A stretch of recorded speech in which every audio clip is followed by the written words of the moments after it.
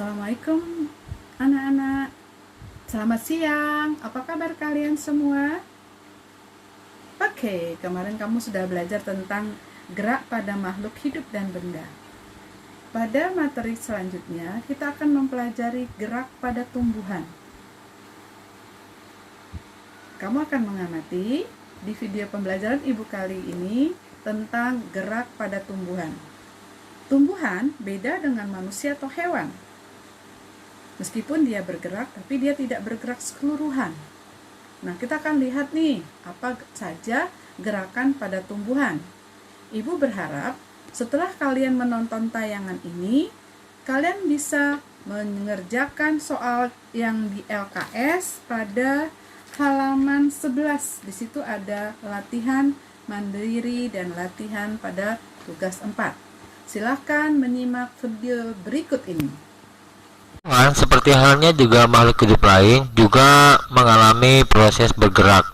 Akan tetapi, tumbuhan berbeda dengan manusia dan hewan. Pada manusia dan hewan, bergerak dapat dilakukan dengan cara berpindah tempat.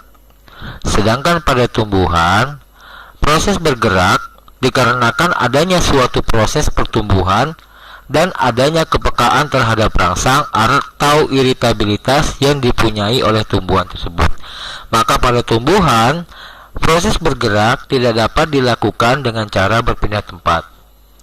Hal ini disebabkan pada tumbuhan memiliki dinding sel yang bersifat keras dan kaku, sehingga dia tidak dapat bergerak dengan bebas. Macam-macam gerak pada tumbuhan. Gerak pada tumbuhan ada dua jenis. Yang pertama yaitu gerak endonom. Endo berarti di dalam. Maka gerak endonom adalah gerak di dalam tubuh tumbuhan. Sedangkan autonom, auto berarti sendiri. Maka autonom adalah gerak yang diakibatkan oleh rangsangan tumbuhan itu sendiri. Maka dapat kita simpulkan bahwa gerak endonom adalah suatu gerakan pada tumbuhan yang dipengaruhi oleh sebuah rangsangan dari dalam tumbuhan itu sendiri. Ada dua gerakan pada endonom, yaitu yang pertama adalah notasi. Yang kedua adalah gerak higroskopis.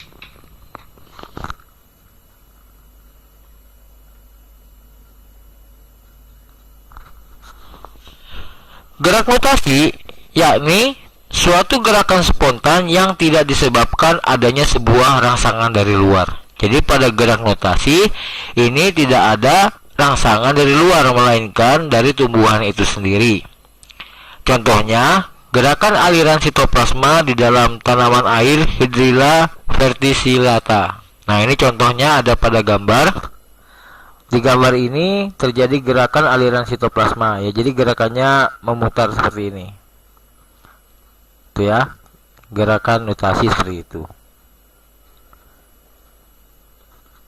Selanjutnya gerakan kedua adalah gerakan higroskopis. Higros itu berarti kadar air ya, perubahan kadar air.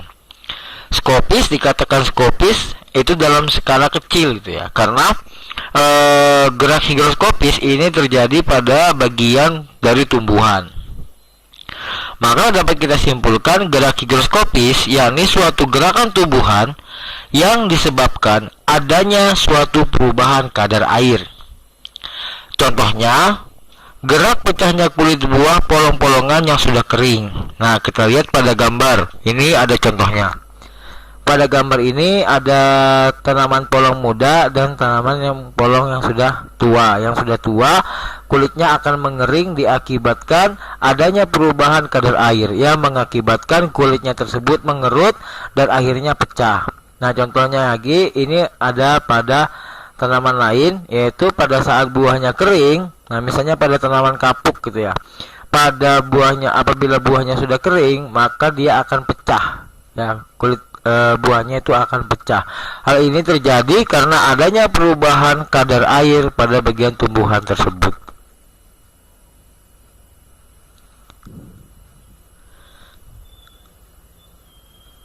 Selanjutnya yang kedua adalah gerak esionom.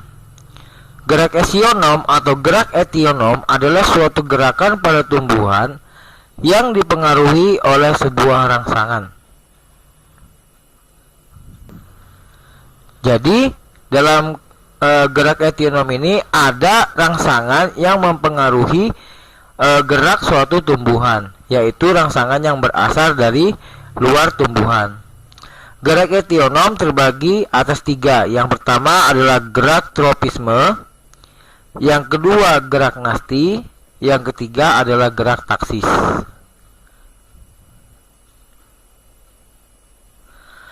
Apa yang dimaksud dengan gerak tropisme? Gerak tropisme adalah suatu gerakan pada tumbuhan yang arah geraknya dipengaruhi oleh datangnya sebuah rangsangan.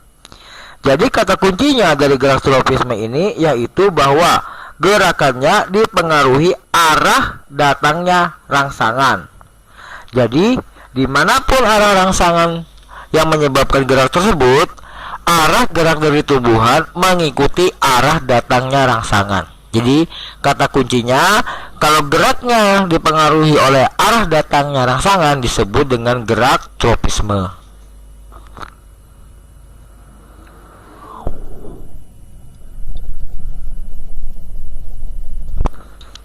Macam-macam gerak tropisme. Ada fototropisme, geotropisme, hidrotropisme, dan juga kemotropisme.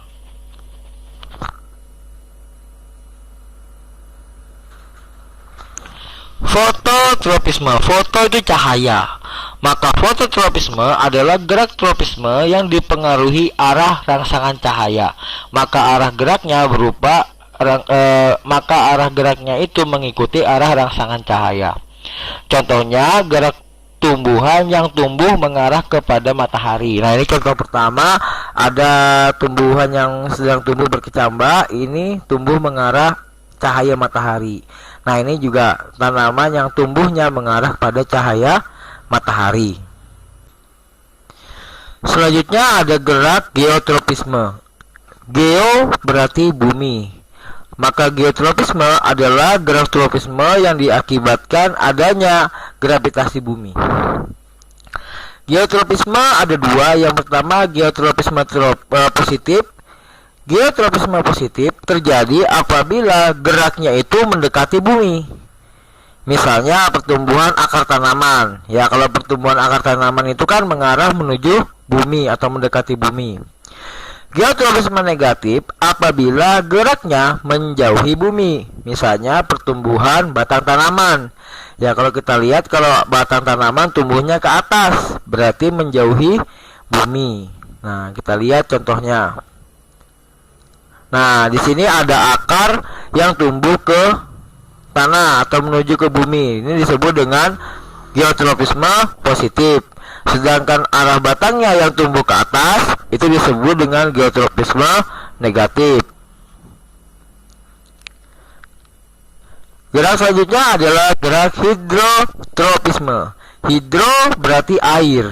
Maka hidrotropisme adalah gerak tropisme yang disebabkan oleh rangsangan air. Contohnya akar tanaman yang menuju air, ya. Jadi kalau kita lihat di gambar ini ada ujung akar yang menuju air. Nah, ini contoh dari gerak hidrotropisme. Gerak berikutnya adalah kemotropisme. Kemo berarti kimia. Maka kemotropisme adalah gerak tropisme yang diakibatkan oleh rangsangan zat kimia. Nah, misalnya gerak akar tanaman yang menuju pupuk. Nah, ini contohnya di gambar ini ada sisi sebelah sini diisi oleh air, diberikan air saja, sedangkan sebelahnya itu diberi pupuk. Dalam beberapa hari akar tanamannya itu bergerak menuju pupuk. Nah, ini contoh dari kemotropisme. Selanjutnya adalah gerak tikmotropisme. Tikmo sentuhan atau singgungan. Maka tikmotropisme adalah gerak tropisme yang karena rangsangan persinggungan atau sentuhan pada satu sisinya. Contohnya tumbuhan sirih yang merambat pada pohon atau tongkat di sekitarnya. Ya, ini contohnya ya. Jadi ketika dia merambat kemudian dia bersentuhan dengan tongkat atau pohon lain, maka tanaman sirih itu akan membelit atau melilit atau merambat pada tongkat atau pohon yang ada di sekitarnya.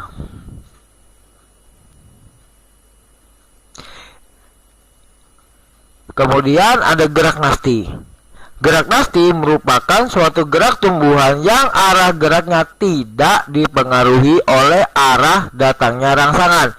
Jadi kata kuncinya, gerak nasti ini adalah gerak yang tidak dipengaruhi oleh arah rangsangan. Jadi dimanapun arah rangsangannya tidak mempengaruhi arah gerak dari tumbuhan tersebut. Gerak nasti dibedakan menjadi 6. Yang pertama ada fotonasti, foto cahaya, nasti ya gerak nasti ya. Maka fotonasti adalah gerak nasti yang diakibatkan oleh rangsangan cahaya. Misalnya, contohnya yaitu mekarnya bunga pukul 4 atau mirabilis jalapa pada sore hari. Lalu yang kedua, termonasti. Termo berarti suhu, nasti berarti gerak nasti. Maka termonasti adalah gerak nasti yang diakibatkan oleh rangsangan suhu. Contohnya mekarnya bunga tulip pada suhu tertentu. Kemudian niktinasti, nikti gelap, nasti gerak nasti. Maka niktinasti adalah gerak tumbuhan diakibatkan oleh rangsangan pada kondisi gelap. Misalnya gerak tidur atau gerak menutupnya daun majemuk. Contohnya seperti lamtora karena ada cahaya gelap. Jadi niktinasti adalah gerak nasti yang diakibatkan oleh rangsangan berupa kondisi gelap. Wah, ini salah tulis ya ini ya. Ya, yang benar ini 567 ini ya, nggak apa-apa ya. Salah tulis.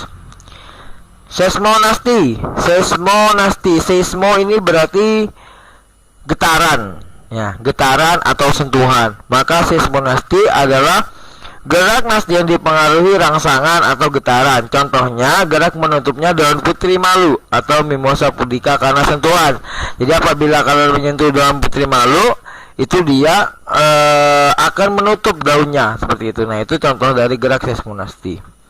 Kemudian ada gerak kemonasti. Kemo kimia, nasti yaitu gerak nasti yang diakibatkan oleh rangsangan berupa zat kimia. Misalnya membukanya mulut daun atau stomata pada siang hari karena adanya karbon dioksida. Ya, karbon dioksida itu sendiri adalah zat kimia, maka gerakannya disebut gerakan kemonasti. Selanjutnya gerak nasti kompleks. Kompleks itu banyak atau lebih dari satu. Maka nasti kompleks adalah gerak nasti yang diakibatkan dari lebih dari satu rangsangan. Contohnya gerak membuka dan menutup mulut daun atau stomata karena adanya rangsangan cahaya matahari. Zat kimia berupa adanya karbon dioksida, air, dan juga suhu. Nah, itu adalah macam-macam dari gerak nasti. Berikut adalah contoh dari gerak nasti. Nah, ini seismonasti tadi, menutupnya daun pada putri malu. Niktinasti, gerak tidur pada tanaman polong-polongan. Fotonasti, akibat cahaya. Termonasti, akibat suhu. Ini ada bunga tulip ya. Dan nasti kompleks ini membukanya mulut daun atau stomata. Gerak selanjutnya yaitu gerak taksis. Nah, gerak taksis adalah suatu gerakan seluruh tubuh tumbuhan yang dipengaruhi datangnya sebuah rangsang. Jadi kata kuncinya dari gerak taksis ini ada perpindahan dari seluruh tubuh tumbuhan yang dipengaruhi oleh datangnya sebuah rangsangan. Jadi ada gerakan seluruh tubuh tumbuhan, ada gerak pindah seluruh tubuh tumbuhan. Gitu ya. Jadi kata kuncinya itu gerakan seluruh tubuh tumbuhan, gitu ya. Kalau tadi gerak tropisme, dia tidak pindah, dia hanya arahnya saja, ya, pertumbuhannya menuju arah rangsangan. Kalau pada gerak taksis ini gerakan dari seluruh tubuh tumbuhannya, jadi tumbuhannya bergerak seperti itu. Tumbuhannya bergerak. Nah, gerak taksis dibedakan menjadi 3, yaitu fototaksis, kemotaksis, dan galvanotaksis.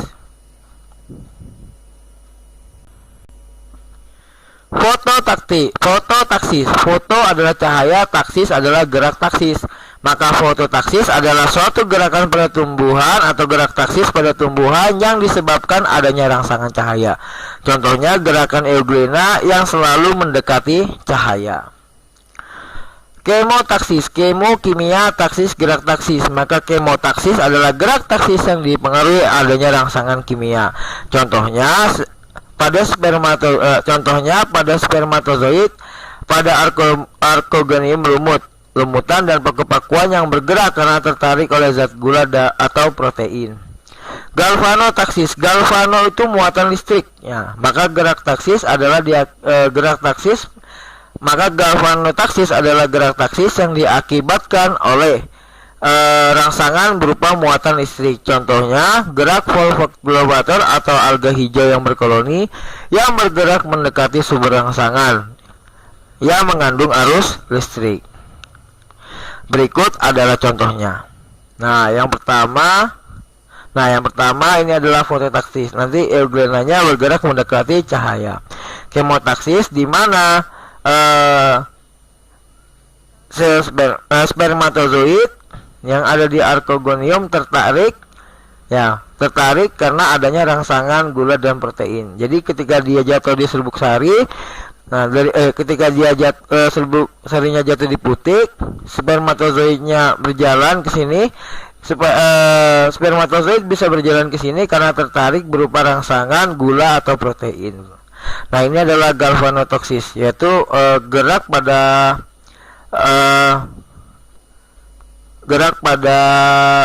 tumbuhan yang akibatkan adanya rangsangan listrik.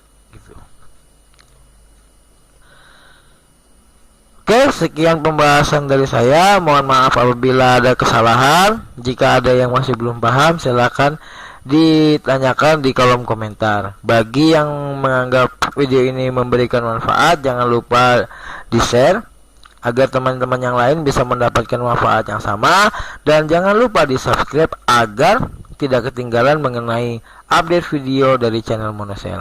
Sekian dan terima kasih.